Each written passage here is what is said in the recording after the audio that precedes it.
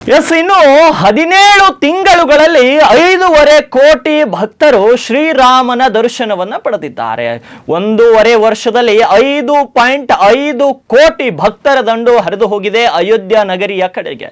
5.5 ಕೋಟಿ ಭಕ್ತರಿಂದ ಅಯೋಧ್ಯೆಯ ರಾಮನ ದರ್ಶನವಾಗಿದೆ. 4.5 ಲಕ್ಷಕ್ಕೂ ಹೆಚ್ಚು ವಿಐಪಿಗಳೇ ಹೋಗಿದ್ದಾರೆ. ಇದರಲ್ಲಿ ವಿಶೇಷ ಇನ್ನು ಅಲ್ಲೆಲ್ಲವೂ ಕೂಡ ವಿಶ್ವ ದರ್ಜೆಯ ಸೌಲಭ್ಯಗಳೊಂದಿಗೆ ಸಜ್ಜಾಗ್ತಾ ಇದೆ ಅಯೋಧ್ಯ ನಗರಿ. ಈಗ ಅಯೋಧ್ಯ ನಗರಿ ಕೇವಲ ಧಾರ್ಮಿಕ ಕೇಂದ್ರವಾಗಿ ಉಳಿದಿಲ್ಲ, ಅದೊಂದು ಜಾಗತಿಕ ಪ್ರವಾಸಿ ತಾಣವಾಗಿ ಬೆಳೀತಾ ಇದೆ ಅಂತ ಒಂದು ಬ್ರೇಕಿಂಗ್ ನ್ಯೂಸ್ ಬರ್ತಾ ಇರುವಂತದ್ದು. ಖಾಸಗಿ ಸುದ್ದಿ ಏಜೆನ್ಸಿ ಆಗಿರುವಂತಹ PTI ಈ ಒಂದು ವರದಿ ನೀಡಿರುವಂತದ್ದು. ಉತ್ತರ ಪ್ರದೇಶದ ಅಯೋಧ್ಯೆಯಲ್ಲಿ ಶ್ರೀರಾಮ ಮಂದಿರದ ಪ್ರತಿಷ್ಠಾಪನೆ ನಂತರ ಇದು ಧಾರ್ಮಿಕ ಸ್ಥಳವಾಗಿಯೇ ಉಳಿದಿಲ್ಲ, ಇದೊಂದು ಜಾಗತಿಕ ಪ್ರವಾಸಿ ಕೇಂದ್ರವಾಗಿ ಹೊರಹೊಮ್ಮತಾ ಇದೆ. 2024ರ ಜನವರಿ 22ರಂದು ರಾಮಲಲ್ಲಾ ವಿರಾಜಮಾನರಾದ ನಂತರ ಈವರೆಗೆ ಅಂದ್ರೆ 1.5 ವರ್ಷದಲ್ಲಿ ಸುಮಾರು 5.5 ಕೋಟಿ ಭಕ್ತರು ಅಯೋಧ್ಯೆಗೆ ಆಗಮಿಸಿ ದರ್ಶನವನ್ನು ಪಡೆದುಕೊಂಡಿದ್ದಾರೆ ಅಂತ ದೇವಾಲಯದ ಆಡಳಿತ ಮಂಡಳಿ ತಿಳಿಸಿದೆ. ಇನ್ನು ಸುದ್ದಿ ಸಂಸ್ಥೆ PTIನ ಪ್ರಕಾರ ಭಕ್ತರ ಗುಂಪಿನಲ್ಲಿ ಸಾಮಾನ್ಯ ಜನರು ಮಾತ್ರವಲ್ಲದೆ 4.5 ಲಕ್ಷಕ್ಕೂ ಹೆಚ್ಚು ವಿಐಪಿಗಳು ಕೂಡ ಸೇರಿದ್ದಾರೆ.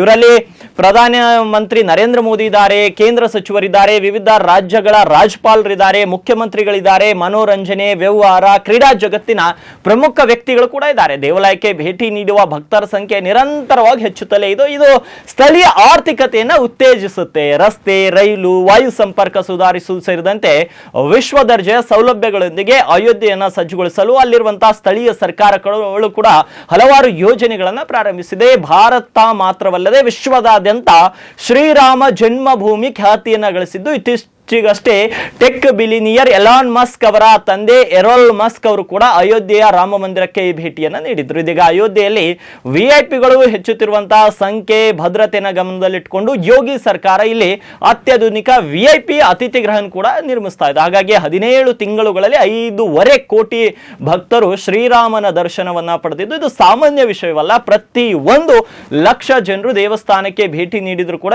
ಎಲ್ಲಿಯೂ ಕೂಡ ಯಾವುದೇ ಸಮಸ್ಯೆಗಳಾಗದಂತೆ ಭದ್ರತಾ ಕ್ರಮಗಳನ್ನು ತೆಗೆದುಕೊಳ್ಳಲಾಗ್ತಾ ಇದೆ ಮತ್ತು ಭಕ್ತರಿಗೆ ಅಗತ್ಯವಿರುವ ಎಲ್ಲಾ ಸೌಲಭ್ಯಗಳನ್ನು ನೀಡಲಾಗುತ್ತೆ ಅಂತ ದೇವಾಲಯದ ಟ್ರಸ್ಟ್ ಖಚಿತಪಡಿಸಿರುವಂತದ್ದು.